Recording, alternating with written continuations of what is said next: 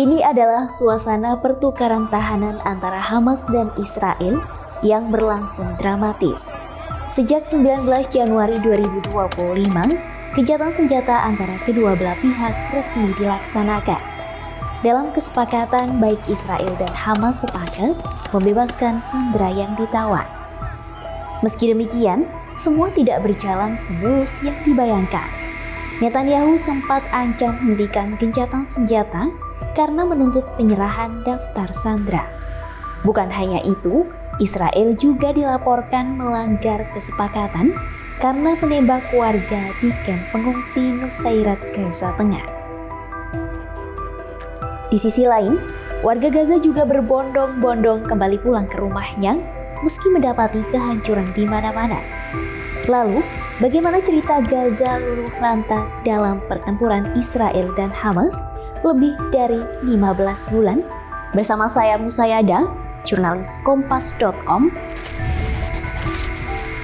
Jadi, gini ceritanya. Sabtu 7 Oktober 2023, sirene meraung-raung di Israel sebagai tanda bahaya yang menunjukkan adanya serangan dari kelompok Hamas. Saat itu, Hamas menembakkan 5.000 roket ke sejumlah kota besar di Israel. Sirine pertama bunyi sekitar pukul 6:30 pagi waktu setempat. Roket Hamas masuk Israel tengah dan selatan, kemudian disusul dengan ribuan roket lainnya. 1 jam kemudian, pasukan pertahanan Israel mengonfirmasi bahwa Hamas telah berhasil menyeberang dari Gaza ke Israel Selatan. Pihak berwenang pun kala itu memerintahkan penduduk Israel untuk bersembunyi di rumah mereka. Hampir 2 jam usai sirine pertama berbunyi, skala serangan menjadi terlihat semakin jelas. Kelompok Hamas menyerang warga sipil di jalan-jalan, di rumah-rumah, dan di sebuah festival musik kurun. Hamas juga menyerang pasukan Israel di pangkalan militer. Dalam aksi tersebut, Hamas dilaporkan menyandra Israel Selatan. Melihat kondisi yang sudah karut-marut, Israel kemudian mengumumkan keadaan waspada perang dan mengarahkan sebanyak mungkin pasukan cadangan. Sekitar pukul 11:30 waktu setempat, Perdana Menteri Israel Benjamin Netanyahu membuat pernyataan bahwa Israel tengah berperang.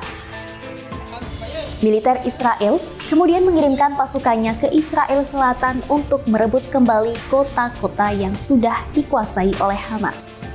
Keesokan harinya, tepatnya 8 Oktober 2023, pertempuran Israel dan Hamas berlangsung di 6 tempat, termasuk Sderot yang letaknya dekat dengan Gaza. Sebuah roket juga dilaporkan melukai 4 orang dalam peristiwa tersebut. Kemudian, sekitar pukul 9 pagi waktu setempat, pemerintah Israel mengkonfirmasi bahwa sejumlah warga sipil dan tentara Israel disandra oleh kelompok Hamas. Tak berhenti sampai di situ, sirene serangan udara kembali menggema. Namun, kali ini sirene terdengar di Israel Utara. Israel mengatakan setidaknya ada 2 roket yang ditembakkan ke arah Israel Utara. Namun, roket tersebut disebut berasal dari Lebanon. Hamas mengungkapkan alasan pihaknya menyerang Israel adalah sebagai respons atas kekejaman yang telah dirasakan rakyat Palestina beberapa tahun kebelakang. Warga Palestina pun melakukan aksi protes di sepanjang perbatasan Gaza. Komandan militer Hamas yang kala itu menjabat, Muhammad Deif, mengatakan bahwa serangan tersebut disebut dengan Operasi Badai Al-Aqsa. Operasi itu juga bertujuan untuk mengajak warga Palestina dari Yerusalem Timur dan Palestina untuk bergabung dalam perlawanan tersebut. Tidak tinggal diam, Israel membalas serangan Hamas dengan mengerahkan jet tempur ke jalur Gaza. Pasukan militer Israel mengumumkan bahwa jet tempurnya telah menyerang 130 sasaran di jalur Gaza.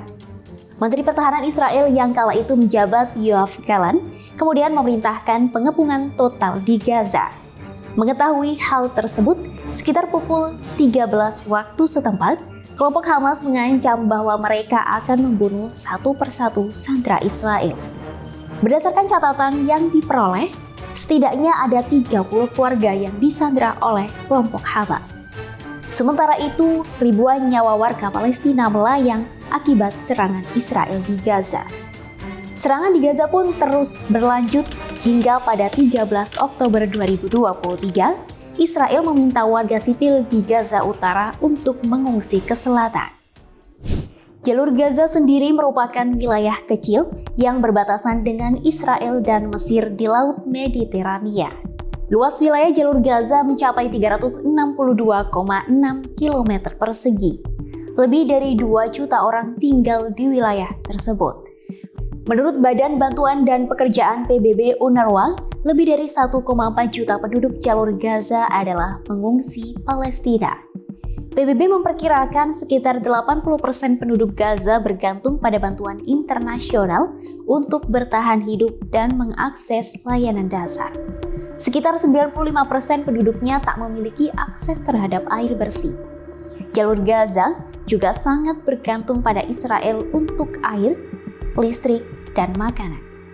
Setelah lebih dari sebulan Israel dan Hamas berperang, gencatan senjata sementara Gaza untuk pertama kalinya sempat terlaksana meski hanya sebentar.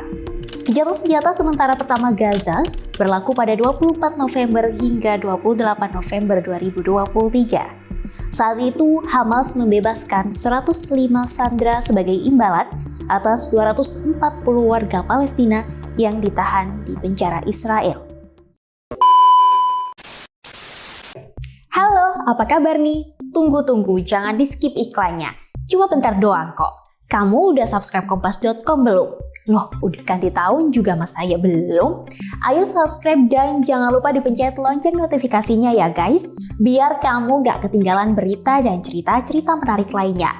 Di-like juga dong ya guys ya. Hehehe. Kalau udah, makasih. Oh iya, kalian mau aku cerita apa lagi kira-kira? Komen ya. Bye! Peperangan di Gaza terus berlanjut hingga tahun 2024. Pada 29 Februari 2024, pasukan Israel menembaki penduduk Gaza Utara yang menyerbu konvoi truk bantuan makanan. Peristiwa itu telah menewaskan 120 orang dan melukai ratusan orang lainnya. Selanjutnya, sejak awal Maret 2024, beberapa negara termasuk Amerika Serikat menjatuhkan bantuan ke Gaza yang tengah dilanda krisis kemanusiaan. Sementara itu, pada 1 April 2024, 7 pekerja bantuan dari Badan Amal Amerika Serikat World Central Kitchen terbunuh dalam serangan Israel. Tidak hanya menewaskan warga sipil dan pekerja bantuan, serangan Israel juga menewaskan pejabat tinggi Hamas. Salah satu tokoh Hamas yang tewas yakni Ismail Haniyeh. Pemimpin politik Hamas itu tewas dalam serangan Israel di Iran pada 31 Juli 2024. Beberapa bulan kemudian, Israel mengaku bertanggung jawab atas serangan tersebut. Para sekutu Hamas seperti Hizbullah di Lebanon, Houthi di Yaman, dan Iran ikut menyerang Israel. Pada 13 April 2024, drone dan rudal Iran menggempur Israel. Sementara itu, Houthi melakukan operasi di Laut Merah dengan menyerang kapal-kapal Israel dan kapal-kapal yang berkaitan dengan Israel. Houthi menegaskan bahwa serangannya di Laut Merah sebagai bentuk solidaritas terhadap Gaza. Sekutu Hamas, Hizbullah, juga terlibat baku tembak dengan militer Israel di sepanjang perbatasan Lebanon-Israel selama berbulan-bulan. Setelah berbulan-bulan Israel dan Hizbullah perang terbuka, gencatan senjata Lebanon pun mulai berlaku pada 27 November 2024. Namun, Israel maupun Hizbullah di Lebanon saling menuding telah melanggar gencatan senjata tersebut. Kementerian Kesehatan Lebanon mencatat, serangan Israel telah menewaskan lebih dari 4.000 orang di pihak Lebanon sejak Oktober 2023. يسر دولة قطر وجمهورية مصر العربية والولايات المتحدة الأمريكية الإعلان عن نجاح جهود الوساطة المشتركة بوصول طرفي النزاع في قطاع غزة إلى اتفاق بشأن تبادل الأسرى والرهائن والعودة إلى الهدوء المستدام وصولا لوقف دائم لإطلاق النار بين الجانبين، بالإضافة إلى إيصال كميات مكثفة من المساعدات الإنسانية والإغاثية للأشقاء الفلسطينيين في قطاع غزة.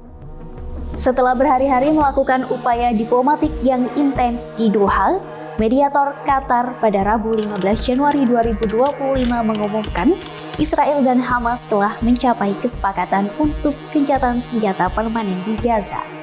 Gencatan senjata itu mulai berlaku pada Minggu 19 Januari 2025. Gencatan senjata Gaza akan berlangsung dalam 3 tahap.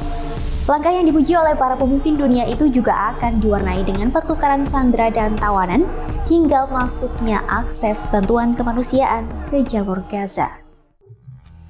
Gencatan senjata Gaza memberikan secercah harapan bagi warga Palestina. Namun, jalan menuju kemerdekaan Palestina masih panjang. Dunia pun turut menantikan akhir baik dari gencatan senjata Gaza, sementara rakyat Palestina terus berjuang untuk masa depan yang damai dan berdaulat. Semoga kesepakatan ini dapat menjadi awal dari solusi dua negara yang selama ini diharapkan. Saya Musayada pamit, sampai jumpa.